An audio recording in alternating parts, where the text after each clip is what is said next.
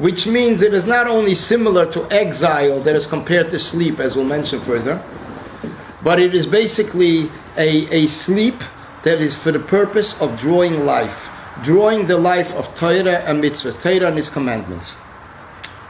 Till it is such a state of sleep like the Jewish nation had before they received the Torah. What state of sleep did they have? They fell asleep the night before Torah was given. And that is the reason why we need to be up every year, the night of Shavuos, because to correct what they slept then. So the Rebbe asks a question. You look at the Sichas, why is it that they fell asleep? What's the point? They were so anxious, and they were anticipating the giving of the Torah. It says they counted 49 days, countdown, like we count Svira 1 to 49. They were counting 49 to 1. When will Torah be given? Suddenly, the night before the giving of the Torah, they fell asleep. So there's a very interesting explanation that the Rebbe gives, and that is that sleeping elevates a person to a higher level of understanding, as based on what the Pirkei de Rabbi Lezer says, based on what the Zayar says. Sleeping is something that picks up a person to a higher level, and a person receives knowledge on different parts of the Torah. Receives knowledge of different topics of the Torah. Because this is what the neshama attains after toiling, after exerting herself in the daytime in studying and doing other things. So therefore, this is basically positive aspects in regards to sleep. Okay, now we're going to climb up a little higher, and we'll discuss what is the idea of sleep in the attributes, in the higher worlds. There's a very interesting series of discourses that the previous Lubavitcher Rebbe delivered in Warsaw. It was beginning the new year 5694. It's the end, in other words, ushering in, eventually it was entering the year 1934. Previous Rebbe lived in Poland, and he began delivering a one discourse and another, and it was going into the year. It was already past the holiday season, and he was still continuing with this series of discourses. On a sad note, eventually he stopped because he received messages from Chassidim or others that it's too deep for them, and the previous Rebbe stopped it in the middle. And it says, as the Rebbe writes, because of a reason, it was discontinued. So he started to deliver easier discourses. But in this discourse, the previous Rebbe speaks about the attribute of Malchus. What is Malchus? Malchus is the lowest of all attributes. It is the attribute of revelation. Because the same sense that Malchus, royalty, means a king rules by the word of his mouth, in the same sense, the mouth of a person is basically what reveals the person. A person is revealed by his mouth. If he doesn't say anything, they might think he's the biggest fool. He speaks, he shows he's a smart person. On the other hand, if he doesn't say anything, they might think he's the smartest person. There's an expression in Yiddish. In English, it doesn't really rhyme. I heard this expression from my mother once, years ago. Of course, years ago. She said an expression. When a person does not speak, before he opens his mouth, he's a har. A har with an aleph. Hey, aleph, resh. I'll soon explain what it is. When he speaks, he shows that he's a nar. In other words, when a person doesn't speak, he's a master. Nobody knows who he is. He doesn't speak, he looks so dignified, he looks so removed, so who knows he's a deep thinker. Once he starts speaking, he shows that he might sometimes say a foolish thing. He becomes a nar, a fool. So that's how it rhymes. It's a har and a nar. Say it in Yiddish. Huh? Say it in Yiddish. Nurse. Wenn ein Mensch schweigt, ist a nar. A har. Or wenn vermacht den Muil, wenn halt den Muil vermacht, ist a har. Wenn öffnet den Muil, ist a nar. The person who opens his mouth is a difference. In the Agada we say, Chocham Mahu Eimer. What does the Chacham say? So the previous Rebbe says, Chochem, Mahu, what he is, Eimer, he reveals. So therefore, when it comes to Malchus, Malchus is basically a revelation. It's a revelation to the lower worlds. Now in Malchus itself, there's two levels. There is Pnimius HaMalchus, and there is Chitzenius HaMalchus. The Pnimius HaMalchus, the inner part, the inner structure of the attribute of Malchus is connected with the world that's called Atzilus. It is removed from the creation. The lower part of Malchus relates to the lower world. When it comes at night, the previous Rebbe says a very interesting thing. At night, the inner part of Malchus is elevated, it's removed, it's concealed. What is revealed? The lower part of Malchus, which is the part that deals with the sparks that are in this physical world that need to be collected, refined, and elevated.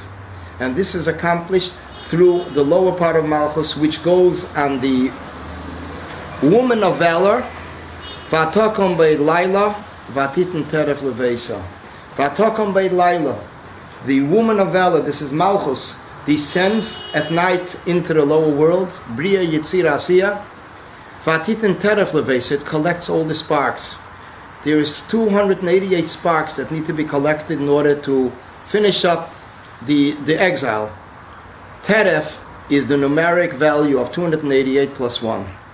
So this is basically the work that is done every day on the part of the Jewish nation.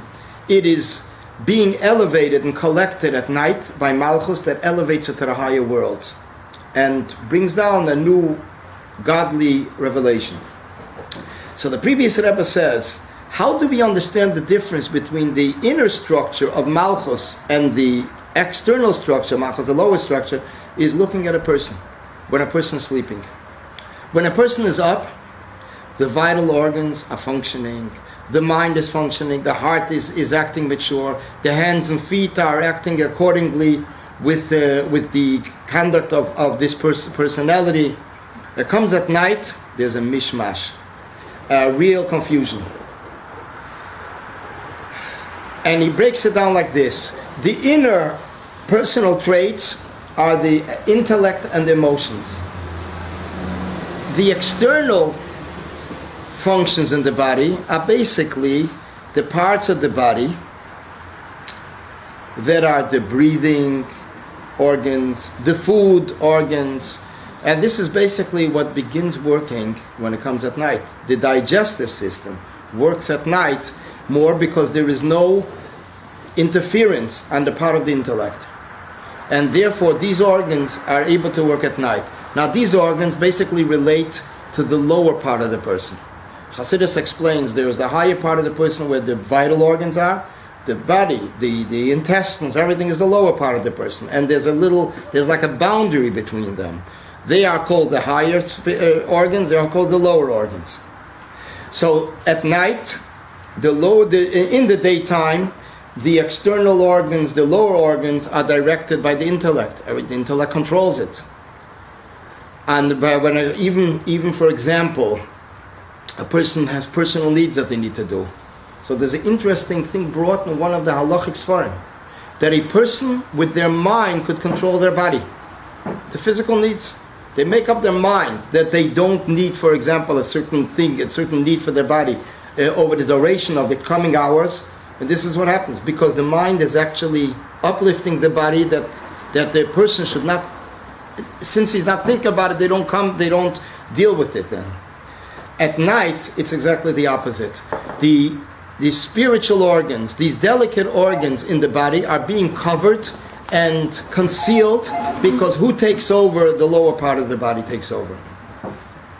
Now the previous Rebbe says each organ or each personal trait has three things in nature. One, its own nature, whatever it is. Whatever its nature is. How the Almighty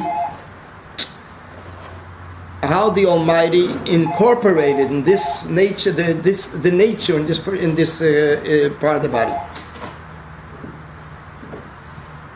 The second thing is how this part of the body controls another part of the body. It rides over another part of the body, which means it It is on top of the other part of the body. And then comes a third level. A third level is how this part of the body is controlled by another part of the body. So it's like they're all mingled together. They all work together in unison, together as one. And different times, different parts of the body take charge. And the previous Rebbe continues. He says, in the daytime, the intellect, the keichas pnimim, since they are in charge, the intellect and the emotions, so therefore they are in charge over the other parts of the body, and the other parts of the body are subdued under their control.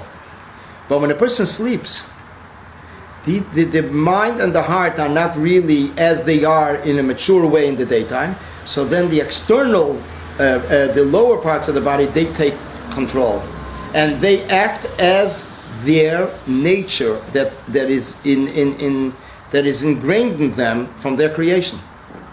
And therefore, this is it. At night is the time that they act up. Then they do many, as it says he's speaking in regards to deeds. A person will sometimes do certain movements, some things that he won't do while he's up, because in the middle of his sleep he's not really controlling his actions. The same thing also with speaking. He'll speak out of his sleep. It doesn't make any sense when a person is going to listen. They won't have any idea what they're saying, because there's no logic behind it. Seichel, intellect, is not really running the show. So this is basically what sleep is. Sleep is basically that the intellect has left for a while, and the other part of the body is taking over, and then it's really acting the way it acts, which is completely not intellectual. And in addition to that, as we'll mention further, that's why there's also dreams. The dreams is basically because the mind of the person is constantly thinking. Even when they're sleeping, it is thinking. That's why it is called Leah. Leah is the name of one of our matriarchs. The reason is because it's called Leah, because the word Leah means exhausted. Leah is from the word exhausted. Leus. The mind is exhausted, is over-exhausted. It's constantly working. In the daytime, he's thinking clearly. At nighttime, he's dreaming. Two opposite things that he will never think about in the daytime. Where the dreams come from, that's a separate thing. There's one opinion in the Talmud that dreams come from a person thinking in the daytime. And everything gets all mixed together when it comes at night, get mixed together as one. There's another opinion from Abarbanel that it comes from the different constellation of stars that have a influence on the person. There's different opinions. The Talmud alone discusses 4 or 5 pages in regards to dreams. Yeah. Why do people speak in their night sleep? It is because basically there's the thoughts that are coming to mind, and therefore the person reacts to it, that he has to say something, but his mind is not really working, so he's just saying words that don't make any sense. Sometimes there could be a word that makes sense because it was from the daytime that he was thinking, and it's just mixed together with other things. And that is the uniqueness of Yosef, who was the one that would explain the dreams. He is called Yosef is Peser. Peser means explaining the dreams, is also from the letters Teufer, sewing together. He knew exactly what was the intention of